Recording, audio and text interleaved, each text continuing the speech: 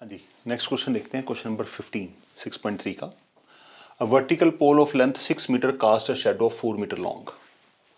Vertical pole of length 6 metre cast a shadow of 4 metre.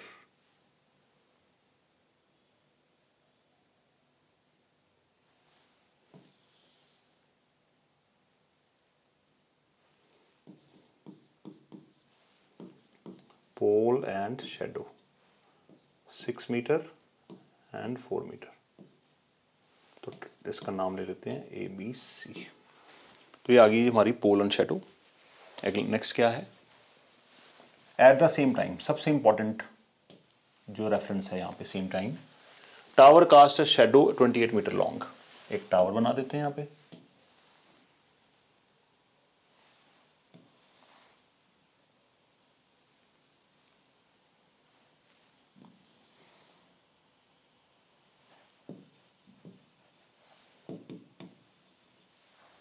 Tower and it's shadow, इसको लेते हैं PQR।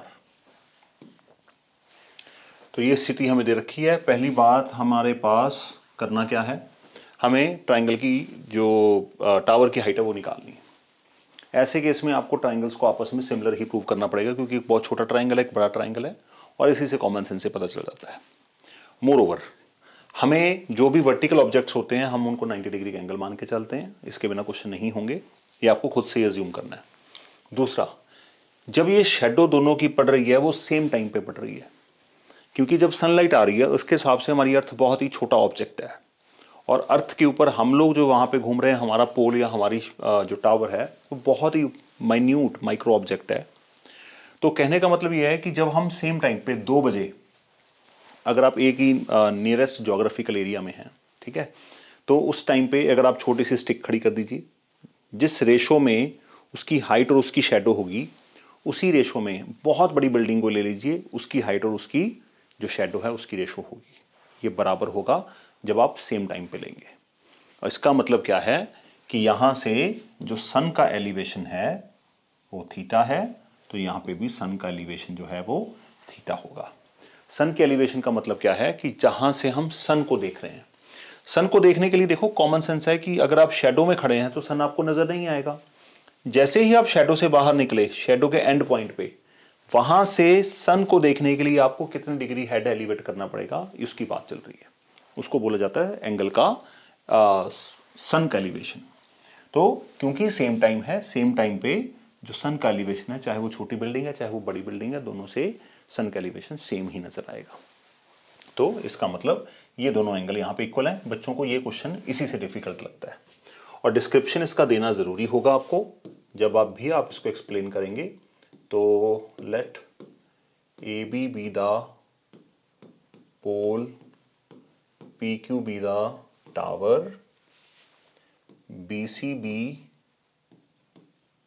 BC और दूसरा भी साथ ही लिख देते हैं, BC एंड RQ आर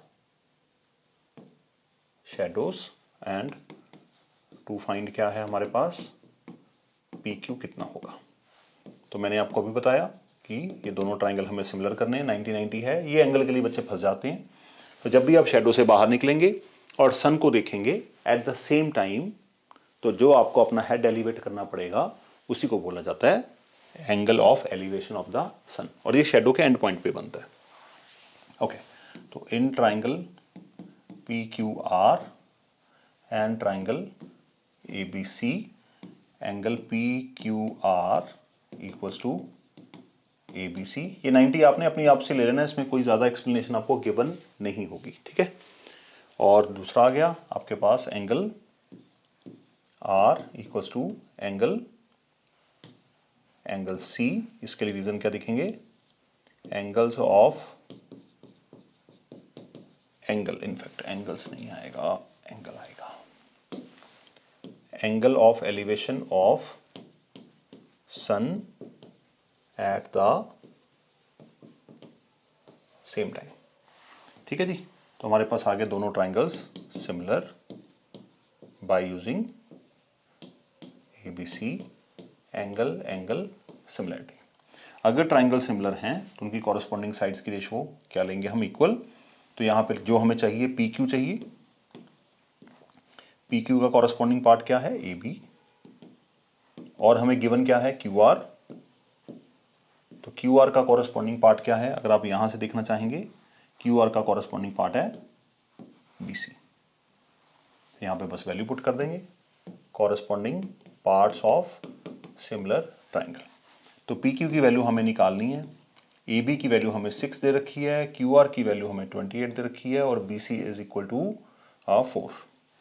तो बस इसको क्रॉस मल्टीप्लाई कर देते हैं, पी क्यू इंटू 4, 28 इंटू 6, तो P Q comes out to be 28 into 6/4, तो ये comes out to be 14, it comes out to be 3, 14 3 जार। एग्जाम में आपको क्या लिख के आना है, therefore the height of tower equals to 42 metre. तो इस तरह से क्वेश्चन को सोचा जाएगा। तो यहाँ पे मेन टास्क क्या थी, एंगल ऑफ एलिवेशन ऑफ सन कैसे यूज किया जाता है। ठीक है जी, चलिए नेक्स्ट क्वेश्चन देखते हैं।